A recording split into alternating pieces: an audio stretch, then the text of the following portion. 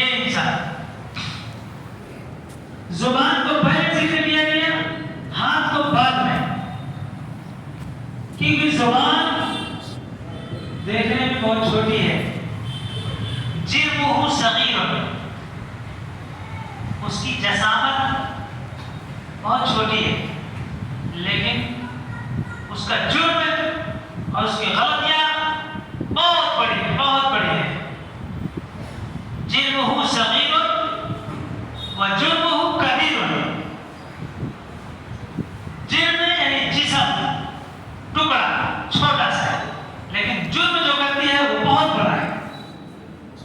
اس لیے اللہ کے نبی صلی اللہ علیہ وسلم نے فرمایا اول نمبر پر جو انسان کو تکلیف پہنچانے والی چیز ہے وہ انسان کی زبان ہے، جو دیکھنے میں بہت چھوٹی ہے اور جرم کے اعتبار سے بہت بڑی ہے، کہ زندگی میں تو تکلیف پہنچاتی ہی ہے، مرنے کے بعد بھی پہنچاتی ہے۔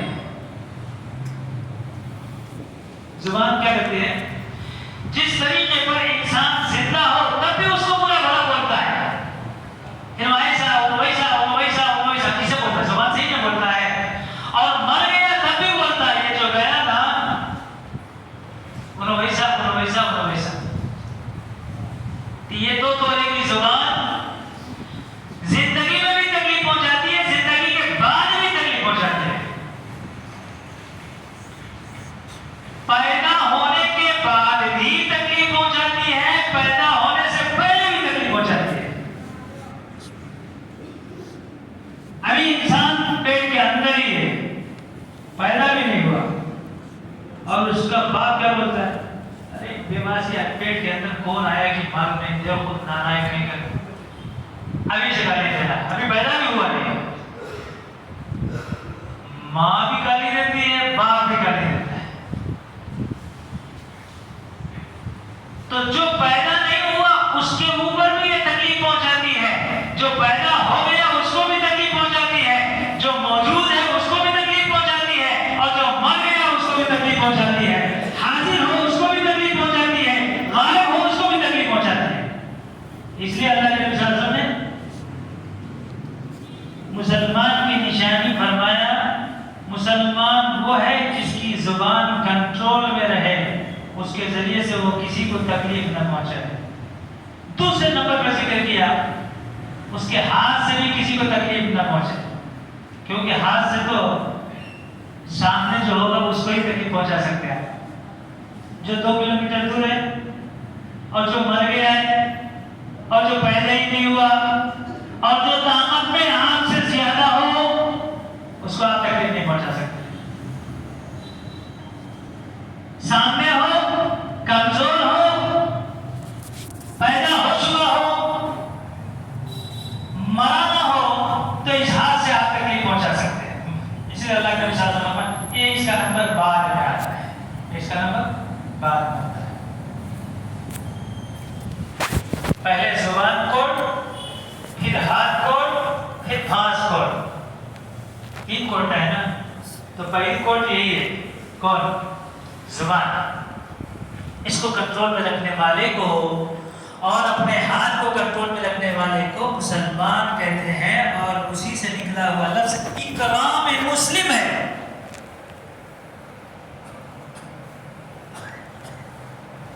نبی صلی اللہ علیہ وسلم مکے میں تھے،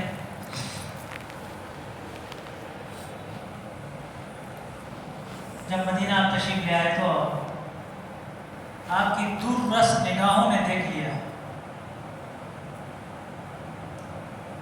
کہ ہم باہر سے آئے ہوئے ہیں اور ہم مدینہ آئے ہوئے ہیں، ہو سکتا ہے منافقین ان انصار صحابہ کے ذریعے سے مہاجر صحابہ کو تکلیف پہنچائے۔ نبی صلی اللہ علیہ وسلم کبھی نہیں چاہتے تھے کہ امت کے اندر کسی طرح کا کوئی اختلاف یا نفاق یا شقاق یا دشمنی پیدا ہو جائے، نہیں۔ اس سے بچانے کے واسطے اللہ کے حبیب صلی اللہ علیہ وسلم نے دکھتی رگ پر انگلی رکھی اور آتے ہی مواخات، بھائی چارگی کا سبق اور درس اللہ کے حبیب صلی اللہ علیہ وسلم نے انصار صحابہ کو دیا، اور فرمایا ساتھ میں ایک جنگ میں غفیر بہت بڑی جماعت مکے سے آ گئی ہے، دور سے آئے ہیں لوگ، سب چھوڑ چھاڑ کر آئے ہیں، حتیٰ کہ اپنی بیویوں کو بھی انہوں نے چھوڑ دیا ہے۔ اب میں یہ چاہتا ہوں کہ تم ان کو اپنا بھائی بنا لو۔ کیا بنا لو؟ بھائی بنا لو، ان کے ساتھ اپنی رشتہ داری قائم کر لو، ان کو اپنا پارٹنرشپ دے دو۔ یہ درس اللہ کے مسلسل میں مدینے میں آنے کے بعد سب سے پہلے نمبر پر دیا۔ انصار صحابہ کو کیا مجال تھی کہ وہ حضور کے فرمان کو ٹھکرا دے؟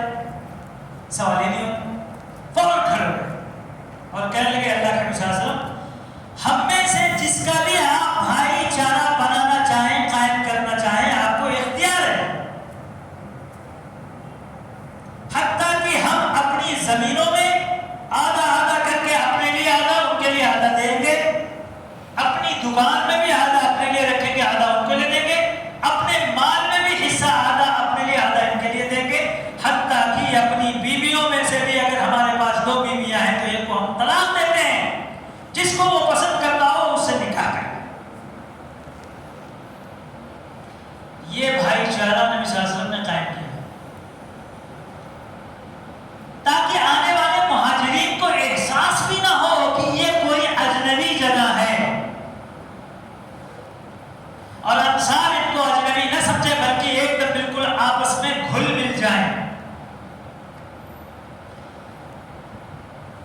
کہیں ایسا نہ ہو کہ ہم مکہ کی اسٹیٹ سے آئے ہیں اور یہ مدینہ اسٹیٹ والے ہیں تو برداشت نہ کر سکے۔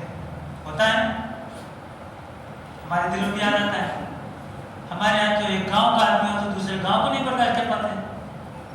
آپ کہاں کے؟ پلم کے۔ آپ کہاں کے؟ پلم کے۔ اگر کوئی پگنور والا بیٹھا ہو تو آپ کہیں گے بھائی پگنور والا اس طرح پیچھے ڈھکے لو، کیوں بھائی وہ مسلمان نہیں ہے؟ یہ مدن پلی والا مسلمان نہیں ہے، یا چتور والا مسلمان نہیں ہے، یا کرناٹک اسٹیٹ سے آیا ہوا مسلمان اور آپ کا بھائی نہیں ہے، لیکن برداشت ہوتا ہے، برداشت زندگی گزار لے گا، لیکن بھائی چارہ، اخوت، بھائی بھائی بن کر رہنا، مودت محبت کو بالکل دل کے اندر جگہ دے دینا، یہ بڑا مشکل کام ہوتا ہے، اور نبی صلی اللہ علیہ وسلم نے اسی دکھتی رگ پر انگلی پہلے رکھا کہ آئندہ چل کر کبھی کسی طرح کا اس طرح کا احساس بھی نہ ہونے پائے، خیال بھی دل کے اندر نہ آنے پائے، وہم و گمان بھی نہ ہو کہ ہم کوئی اور ہیں، یہ کوئی اور ہے۔ اس طرح سے نبی صلی اللہ علیہ وسلم نے ملا کے چھوڑا۔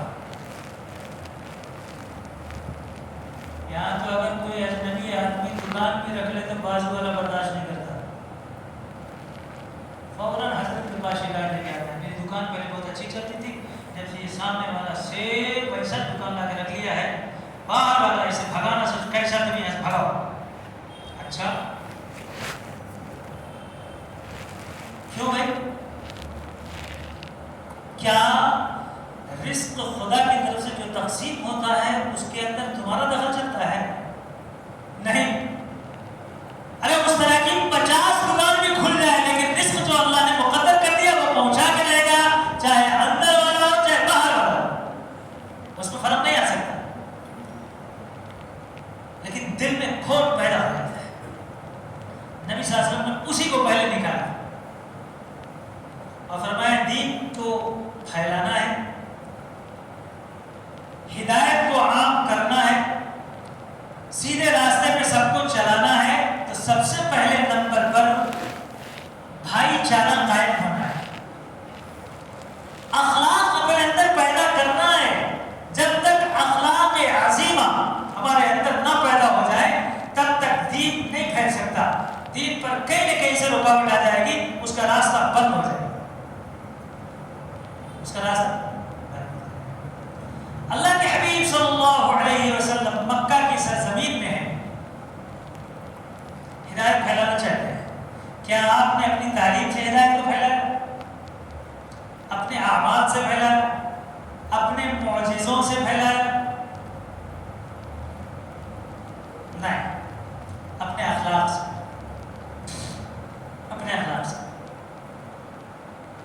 اللہ کے حبیب صلی اللہ علیہ وسلم مکہ سے محلے میں گھومتے پھرتے ہوئے ایک جگہ تشریف لے جاتے ہیں.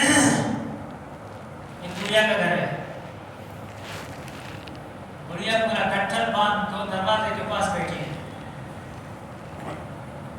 اللہ کے حبیب صلی اللہ علیہ وسلم کو جب دیکھا اس نے تو کہا بھتیجے یہ گٹھر اٹھا کے میرے سر پہ رکھ دے, میں لے کے جانا چاہتی ہوں. اللہ کے حبیب صلی اللہ علیہ وسلم نے جب گٹھر اٹھایا تو سمجھ لیا یہ وزندار زیادہ ہے, بڑھیا سے جا سکتا نہیں, اس بڈھی سے نہیں جا سکتا. تو اللہ کے حبیب صلی اللہ علیہ وسلم نے فرمایا بڑھیا کیا یہ اچھا نہیں ہوگا کہ میں خود اپنے سر پہ اس کو لے کے جہاں تک تجھے جانا ہے میں پہنچا دوں, کیوں تکلیف اٹھاتی ہے؟ اس نے کہا اس سے بہتر کیا ہوگا کہ مجھ کو بغیر بلائے مزدور مل گیا, بغیر پیسے کے مزدور فری میں مل گیا. اللہ کے حبیب صلی اللہ علیہ وسلم نے اس کو اٹھا لیا, سر کے اوپر اٹھا لیا اور لے کے چلنے لگے. چلتے چلتے راستے میں باتیں بھی ہو رہی ہیں. باتوں میں اللہ کے حبیب صلی اللہ علیہ وسلم نے پوچھا بڑی ہوئی اماں جی کیا تکلیف ہوئی, گاؤں چھوڑ کے آپ جا رہے ہیں, دوسرے گاؤں میں جانا چاہیے, کیا تکلیف ہوگی؟ کہ نہیں بیٹا مکہ بہت خراب ہو گیا ہے, مکہ بہت خراب ہو گیا ہے. سنا ہے کوئی محمد نام کا پیدا ہوا ہے, وہ لوگوں کا دھرم اور مذہب چھین لیتا ہے. میں نے باپ دادی کے زمانے سے اس کو اپنے سینے سے لگا رکھا ہے, بھلا اس آدمی کی وجہ سے میں اپنا دھرم اور مذہب چھوڑ سکتی ہوں؟ اب میں اس گاؤں میں جانا چاہتی ہوں جہاں باپ دادے کا مذہب اور دین محفوظ رہ سکے, اس لیے میں یہاں سے نکل کر جانا چاہتی ہوں. باتیں کرتے کرتے اللہ کے مساجد نہیں بتایا کہ محمد تو میں ہی ہوں. جاتے جاتے جاتے جب آخری منزل تک پہنچ گئے اور اس کے بعد جب گٹھر کو اتار کر نبی صلی اللہ علیہ وسلم رکھا تو بڑھیا نے کہا بھتیجے یہ تو بتا دو کم سے کم کہ تم کون ہو, تاکہ یہاں گاؤں کے لوگ جب پوچھیں کہ آخر میں نے گاؤں کو کیوں چھوڑا تو اس وقت میں بتاؤں گی کہ محمد نام کا ایک شخص تھا جو لوگوں کے مذہب اور دین کو چھین لیا کرتا تھا. مذہب اور دین کی حفاظت کے واسطے میں یہاں سے کوچ کر گئی ہوں, ہجرت کر گئی ہوں, اس لیے میں اس گاؤں میں آئی ہوں. تو جس طرح مکے کی میں برائی بیان کروں اسی طریقے پر تیرے جیسے با اخلاق نوجوان کی تعریف بھی کر سکوں کہ ایک با اخلاق انسان بچہ وہاں بھی ایسا بھی رہتا ہے جو لوگوں کے کام کو بلا کہے بلا مزدوری کے اس کے کام کو کر دکھاتا ہے, اس کے اخلاق بہت ہی اچھے ہیں. اللہ کے حبیب صلی اللہ علیہ وسلم مسکرائے اور کہنے لگے وہ بڑھیا جس کے ڈر سے تو بھاگ کر آئی ہے وہ محمد تو میں ہی ہوں, وہ محمد صلی اللہ علیہ وسلم, وہ محمد تو میں ہی ہوں. جس کو تو جادوگر کہہ رہی تھی اور جس کو سمجھ رہی تھی وہ مذہب اور دین کو چھین لیتا, وہ محمد میں ہی ہوں, دوسرا کوئی. بڑھیا کہنے لگے وہ تو ہی ہے, تب تو تیرا جادو میرے اوپر بھی چل گیا. قدم پر گر کر اسلام لے آئی اور کلمہ پڑھ کر اسلام میں داخل ہو گئی اور پھر لوٹ کر مکہ. کس سے پہنچا مذہب اسلام, کس سے پھیلا؟ اخلاق سے. ایک بچہ ہے اس کا نام ہے سویب ابن جلاس. بابا انتقال کر گئے ہیں, بچہ یتیم ہے. اس کی اماں کے بدن پر جو کپڑے ہیں بالکل پھٹ چکے ہیں, بدن جگہ جگہ سے چھلکتا ہے, دکھتا ہے. اس نے اپنی ماں سے کہا اماں آپ کے کپڑے کو دیکھ کر مجھے شرم آتی ہے, میں چاہتا ہوں کہ اپنے چچا سے جا کے کپڑے مانگ کے لے کے. ماں نے منع کیا, نہیں وہ نہیں دے گا. کل کے نہیں, درخواست کرنے میں کیا حرج, میں جاتا ہوں مانگ کے. بچہ آیا اپنے چچا کے پاس اور آ کے کہنے لگا کہ اماں کے پاس کپڑے نہیں ہیں, اتنا پھٹ گیا ہے کہ بدن چھلکتا ہے, سلنے کے بعد بھی راستہ مشکل ہے, بہت غربت ہے, ایک جوڑے کپڑے کا سوال ہے, سطر چھپانے کے لیے جگہ میں دیتا.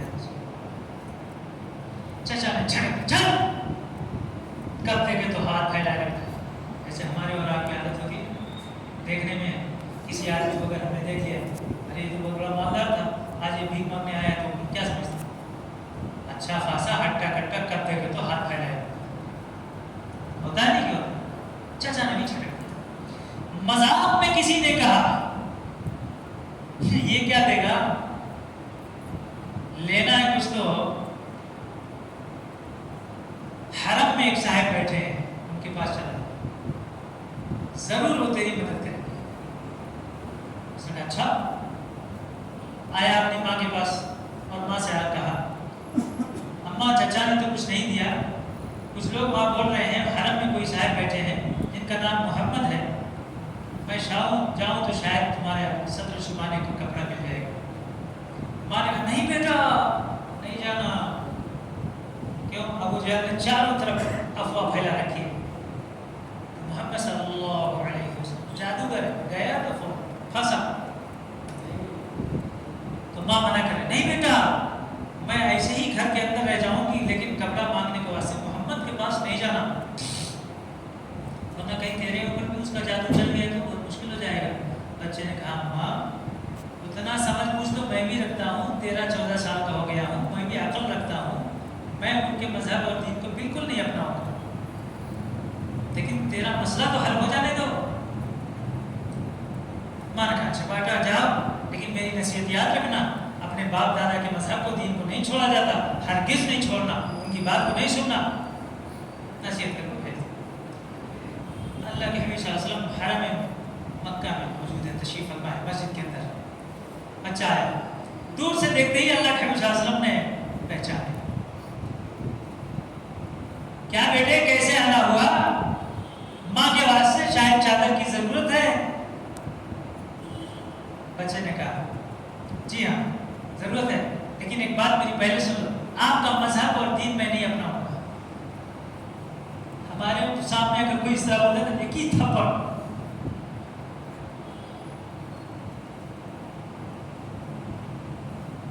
آپ کا مذہب اور دین لیکن میں اپناؤں گا نہیں اللہ کے حبیب صلی اللہ علیہ وسلم فرمایا اس کی کیا بات ہے ضرورت مند ہوتا ہے اس کے لیے مسلمان ہونا کوئی ضروری تو نہیں ہے انسان ہونا کافی ہے ہمارے یہاں تو پہچان کے سلام کیا جاتا ہے اور مدد کرنا تو بہت دور کی بات ہے یہ بھی قیامت کی نشانیوں میں سے ایک نشانی لکھی ہے کہ اپنے پہچان کو تو سلام کرنا نہ پہچان کو تو سلام بھی نہیں کلام بھی نہیں یہ قیامت کی نشانیوں میں سے آج جو چل رہا ہے اپنا ہے تو سلام علیکم اور اجنبی ہے تو جاتا کیا بھائی ہے کیا وہ انسان نہیں اس کو سلام کرنے میں تجھے کوئی زیادہ نہیں مدد کرنا تو بہت دور کی بات ہے اور نبی صلی اللہ علیہ وسلم کی عادت شریفہ انسان ہونا کافی ہے بلکہ آپ تو جانوروں کو بھی مدد کیا کرتے تھے انسان تو بہت دور کی بات ہے اللہ کے حبیب صلی اللہ علیہ وسلم نے فوراً بیٹے ادھر اپنی چادر مبارک اللہ کے حبیب صلی اللہ علیہ وسلم نے شال مبارک کو اتارا اور اس کے گلے میں کندھے میں ڈال دیا دیکھ بچہ خوشی فوراً بھاگتا ہوا اپنی ماں کے پاس آیا اور اس کے بعد کہا اماں مسئلہ حل ہو گیا اس نبی رحمت نے اپنی رحمت کی چادر اتار کر میرے گلے میں ڈالی اور تیرے میں نے حوالے کر دیا تو اپنی صدر کو اس سے چھپا پہن بیٹے اس رحمت والے نبی کی بات کو سن کر تو اسلام میں تو نہیں داخل ہو گیا نا میں پکا ہوں تیرے اوپر اس کا جادو تو نہیں چل گیا نا بالکل نہیں جیسا میں گیا تھا ویسے ہی واپس آیا ماں نے کہا بیٹے اب تک تو میں بھی وہی کہتی تھی تو بھی وہی کہہ رہا ہے لیکن اس رحمت والی چادر کا حق یہ ہے کہ اس کی بات کو سنا جائے اور اس کو مانا جائے اور اس کے ہاتھ پر کلمہ پڑھ کر اسلام میں داخل اپنے کو کیا جائے میں بھی مسلمان ہونے کے لیے تیار تو بھی مسلمان ہونے کے لیے تیار ہو جائے چل دونوں کلمہ پڑھ کر مسلمان ہو جاتے ہیں کس نے یہاں تک پہنچایا اخلاق سمجھ گئے حوازن پر اللہ کے حبیب صلی اللہ علیہ وسلم کے صحابہ کا حملہ ہوا ہے، بڑے وہاں کے پورے لوگ 6000 کے قریب قیدی لائے گئے. ایک عورت آ رہی ہے، آگے کہتی ہے جا کے محمد سے بولو تمہاری بہن آئی ہے، ان سے ملاقات کرنا ہے. میری بہن؟ میں تو اکیلا پیدا ہوں. نہیں بنتا. اللہ کے مسلسل خود اٹھ کر تشریف لے. اس لڑکی نے کہا میں آپ کی بہن ہوں. نبی صلی اللہ علیہ وسلم گردن جھکائے ہوئے، فرمایا نشانی کندھا کھول کے دکھا.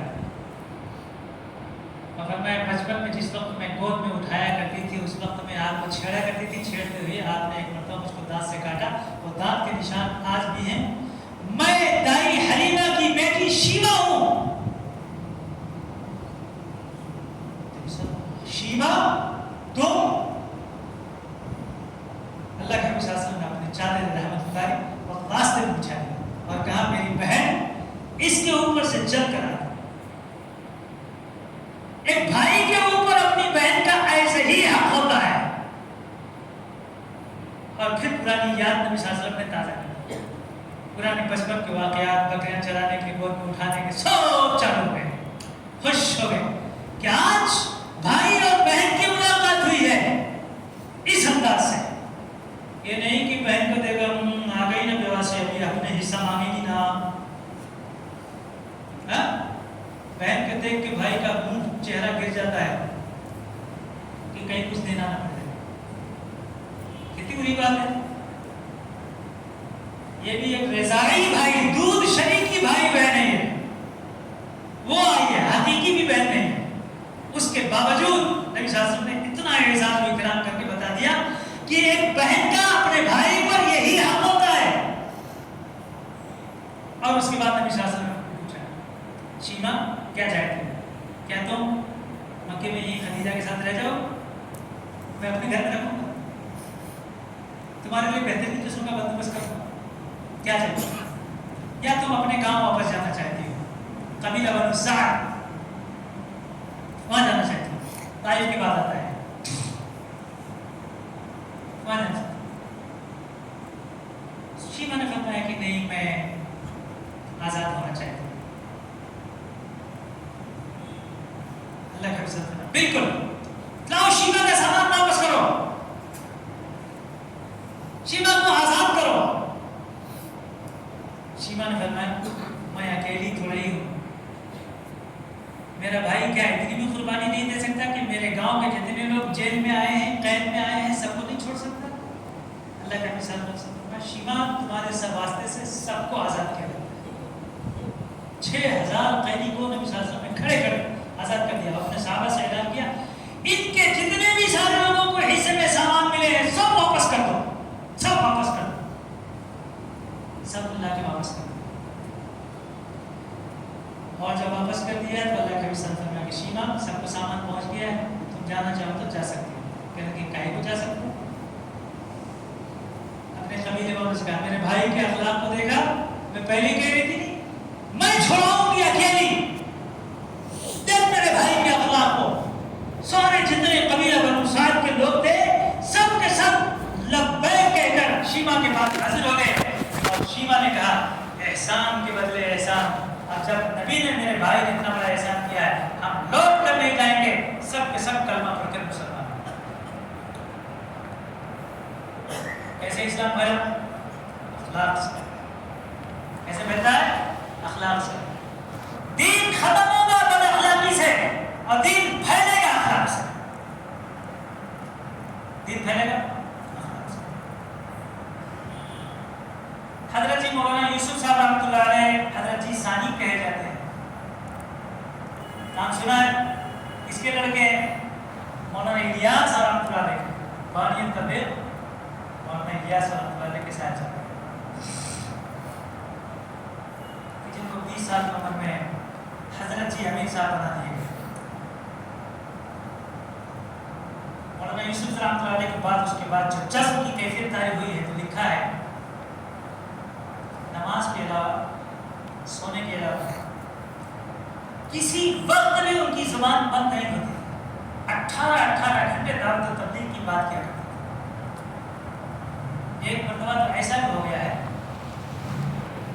کہ ہاتھ میں مار لگا ہوا ہے، خون نکل رہا ہے، خادم پیچھے بیٹھا ہوا ہے، پٹی لگا لگا کے خون کو نکالتا ہے پھینکتا ہے، نکالتا ہے پھینکتا ہے، نکالتا ہے پھینکتا ہے، اور حضرت کا بیان چل رہا ہے 18 گھنٹے بیان۔ یعنی لوگ کہتے ہیں کہ مولانا الیاس رحمۃ اللہ علیہ کی دعوت تبلیغ اجمالی تھی اور اس کی تفصیلات مولانا یوسف صاحب رحمۃ اللہ علیہ۔ آخری خطبہ 1965، حضرت کی عمر اس وقت میں 40 پر 8 سال یا 40 پر 4 سال، 40 پر 8 سال ہو سکتے۔ 1965 آخری خطبہ، آخری بیان مولانا یوسف صاحب رحمۃ اللہ علیہ کا جو بیان ہوا ہے وہ صرف امت پنے پر بیان ہوا ہے۔ اتنا غم تھا اس دن حضرت کے اوپر کہ امت کسی طرح سے امت بنے اور کوئی نام اس کے سامنے شیخ پٹھان مرزا اور کوئی چیز نہ رہے، امت متحد ہو کر کام کرنے کے لیے پورے عالم میں پھیلے، اسی پر حضرت کو بیان ہوتا ہے۔ بیان کرتے کرتے کرتے کرتے حضرت پر دورہ جو پڑا، ہارٹ اٹیک آ کر انتقال ہو گیا، لیکن آخری بیان بھی حضرت کا امت پنے پر یعنی اخلاق پر ہو رہا ہے۔ کس پر ہو رہا ہے؟ اخلاق۔ یہ امت کسی طرح سے متحد ہو، کام کو کام کے طریقے سے کرے، کسی کو چھوٹا نہ سمجھے اور کسی بوڑھے کا بے اکرامی کا معاملہ اس کے ساتھ نہ کرے، اکرام مسلم اس کے ساتھ لگا ہو۔ میں نے کہا تھا اس کرسی پر بیٹھنے کے بعد ہم کو یہ نہیں خیال آنا چاہیے کہ یہ بچہ جو بیٹھا ہوا میرے سے چھوٹا ہے، نہیں، میرے سے بڑا ہے۔ کیوں؟ اس لیے کہ اس کے گناہ کم ہیں، میرے گناہ زیادہ۔ اور اگر میں بچہ ہوں، اس کرسی پہ بیٹھ کے بیان کرتا ہوں، سامنے بڑے عمر کے لوگ ہیں، تو ان کو چھوٹا نہیں سمجھنا چاہیے، بلکہ یہ سمجھنا چاہیے کہ اس بوڑھے کی نیکیاں زیادہ ہیں، میری نیکیاں کم ہیں، میری نیکیاں کم ہیں۔ یہ دل میں بیٹھا کر جب دین کے راہ میں آپ نکلیں گے تو انشاءاللہ دین پھیلے گا۔ میں بڑا تو چھوٹا،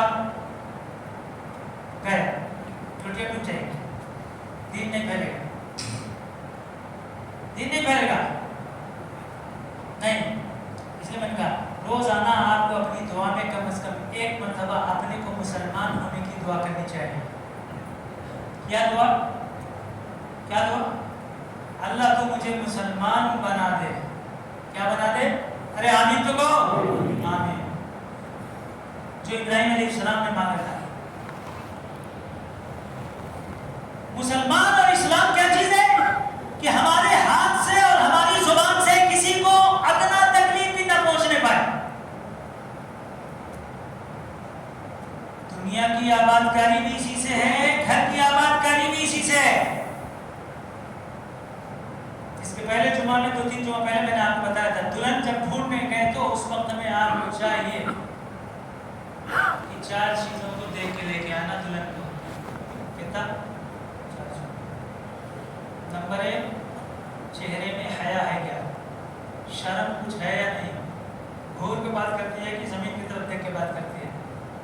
نمبر 2، زبان میں شیرینی اور مٹھاس ہے کیا، نرم بات کرتی ہے کہ چلا چلا کے بات کرتی ہے۔ نمبر 3، دل میں کچھ اللہ رسول کا خوف اور ڈر ہے کیا۔ نمبر 4، ہاتھ میں پاؤں میں کام کرنے کا جذبہ ہے کیا۔ کیا مطلب؟ ناشتہ صبح میں پکا کو دے گی یا گرم کر کو دیتی؟ کیا دے گا؟ ناشتہ گرم پکا کو دیتی یا گرم کر کو دیتی؟ کیونکہ گھر کی آبادی اسی سے ہے۔ شوہر کو نوکری میں جانا ہے اور بیگم صاحبہ ابھی فجر کی نماز پڑھ کر باقاعدہ تسبیح لے کے بیٹھ گئی ہیں، ابھی قرآن شریف کی تلاوت کریں گی، پھر اس کے بعد اشراق پڑھیں گی، چاشت پڑھیں گی، تب تک تو شوہر صاحب کا وہاں ٹائم نکل جاتا ہے، بیچارہ بھوکا گھر سے جا رہا ہے، ناشتہ بنا کر دینے کی توفیق نہیں ہو رہی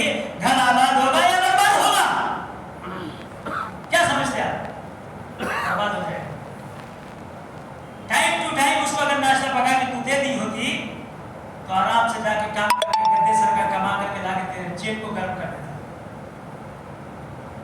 नहीं तो क्या काम करेगा? लड़ाई होगी नहीं होगी? घर की सफाई सुथराई अपने हाथ में रखना चाहिए। शौहर जब आए तो मुस्कुरा कर इस्तकबाल करना चाहिए कि मुसल्ले बैठे रहना चाहिए। हमारी बच्ची बहुत पढ़ी लिखी है, सारी डिग्रियों की मालिक है, बहुत नमाजी है, बहुत तिलावत करती है, बहुत जाको दीन का काम करती है। मैं पूछा नाश्ता भी पकाती कि नहीं पकाती? अच्छा, 2 बार क्या? कैलुला करती है, सुन्नत है। कैलुला करती है, 2 बार भी सोती है।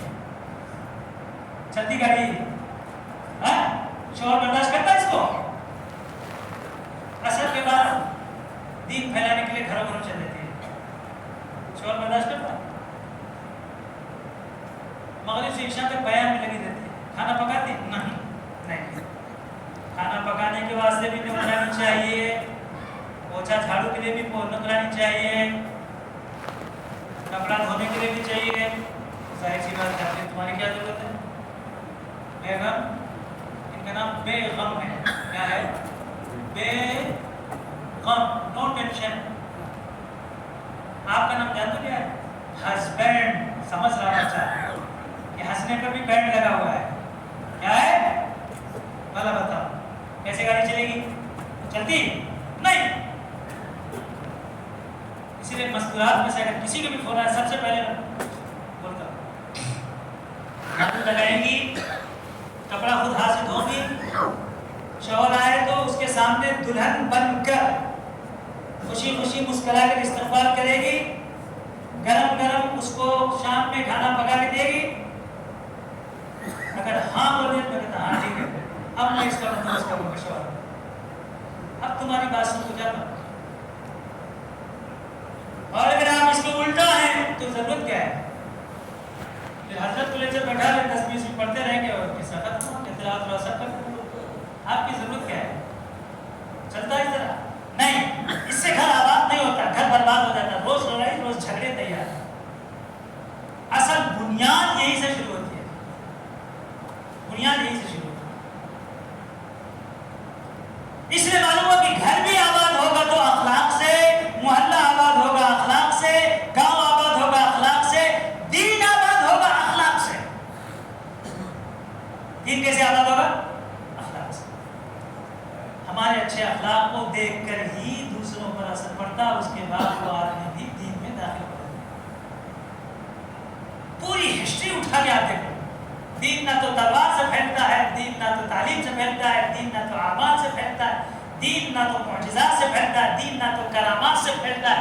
दीन फैलता है, हिदायत आम होती है हमारे और तुम्हारे अखलाक से, हमारे और तुम्हारे अखलाक से। आने वाला उसी चीज को तोड़ता है और उसी चीज को परखता है कि मजहब इस्लाम है क्या, मजहब इस्लाम है क्या।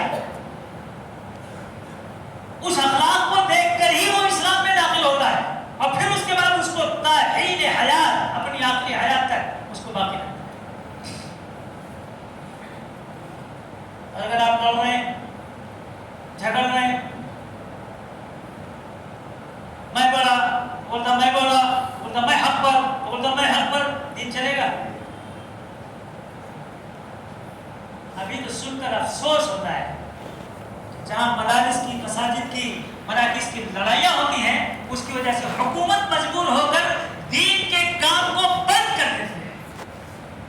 मालूम कर लो, आप भी न्यूज सुनते रहते, देखते रहते, हमें भी देखते रहते, मालूम होता है कि क्या हालात चल रहे हैं, क्या शिकायत करें किसी से।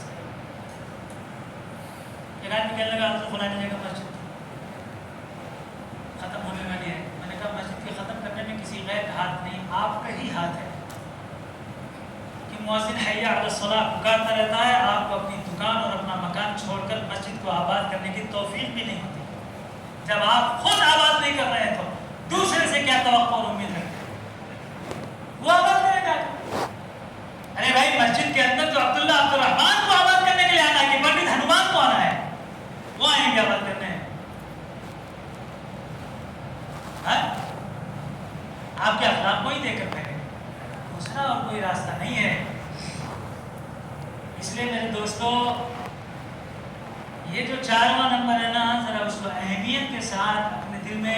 بچانے اور بسانے کی ضرورت سخت ہے.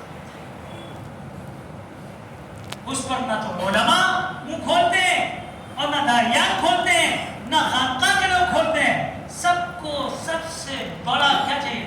حضرت کیا مجھے ذکر ہے کیا میری دکان چلنے کے واسطے؟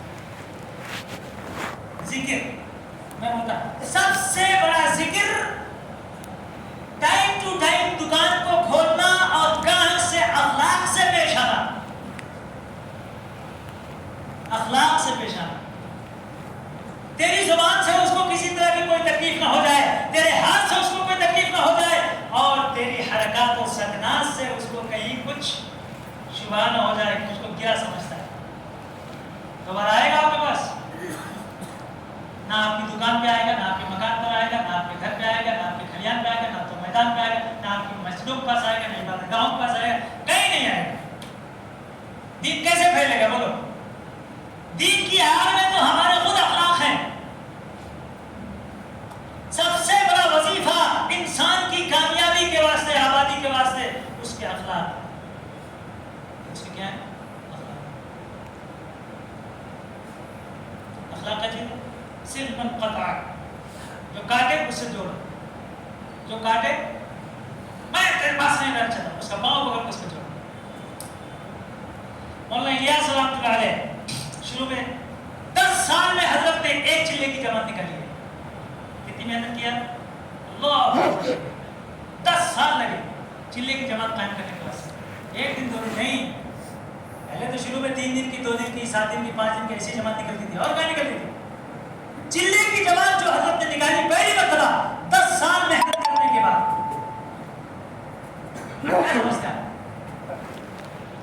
اللہ کے حبیب صلی اللہ علیہ وسلم کے اخلاق عظیمہ کو دنیا میں ظاہر کرنے کے واسطے اللہ تعالیٰ نے 10,000 سال کا وقفہ نکالا ہے.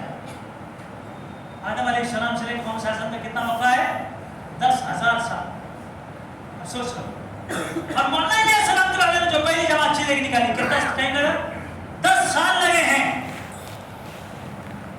مولانا منصور, مولانا عبد الشکور صاحب لکھنوی رحمۃ اللہ علیہ, حضرت سوچا میں غریب آدمی ہوں, کمزور ہوں, میری بات کو کون سنے گا, جا کر کے میں مولانا عبد الشکور صاحب سے عرض کر دوں, بڑے آدمی ہیں, امام اہل سنت والجماعت, بڑے آدمی لکھنؤ کے مانے جاتے ہیں شہر کے. جا کے آگے حضرت ایسی سی بات ہے, آپ سب کو جوڑے تو مطلب مسئلہ حل ہو جائے گا.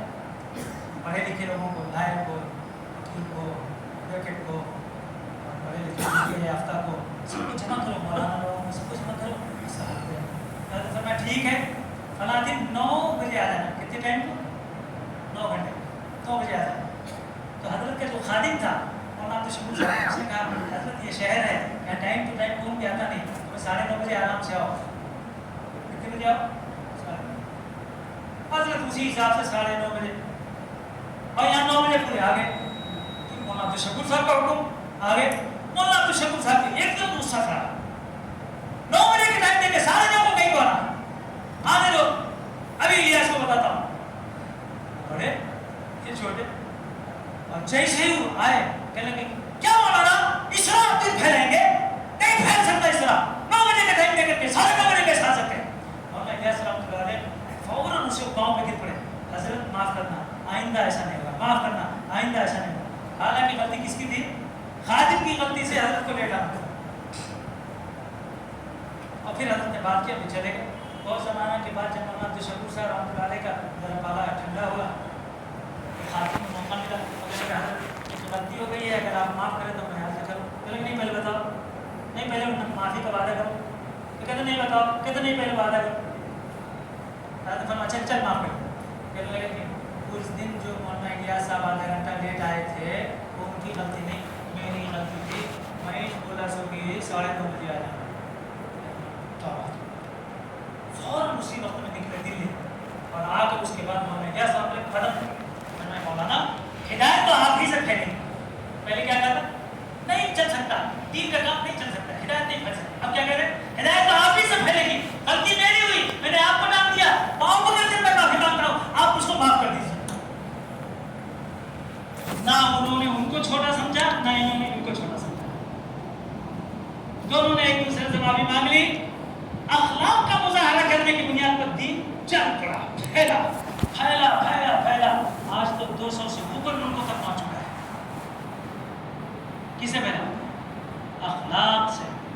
اس لیے میرے دوستو، آپ کسی بھی شعبے سے منسلک ہوں لیکن مسلمان ہیں، آپ کو چاہیے کہ اپنے اسلام کی، نبی صلی اللہ علیہ وسلم کے اخلاق جو آپ کتابوں میں پڑھتے ہیں، واعظین سے سنتے ہیں، اسی کے اوپر جب تک قائم دائم نہیں ہوں گے، دین کی گاڑی آگے فیوچر میں نہیں چل سکتی۔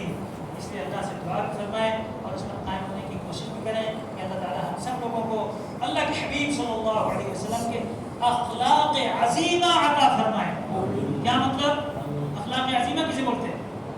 اخلاق عظیمہ، معاف کرنے کے ساتھ ساتھ کچھ گفٹ بھی دینا تاکہ اس کی تلافی ہو جائے، اس کو اخلاق عظیمہ کہتے ہیں۔ یہ نبی صلی اللہ علیہ وسلم کے اخلاق ہے، اس لیے اس کو اللہ ہم سب کو اس کو اپنانے کی، اپنے دل میں، اپنے دماغ میں، اپنی زبان میں، اپنے اعضاء و جوارح میں بچانے اور بسانے کی توفیق عطا فرمائے۔ وآخر دعوانا الحمد للہ۔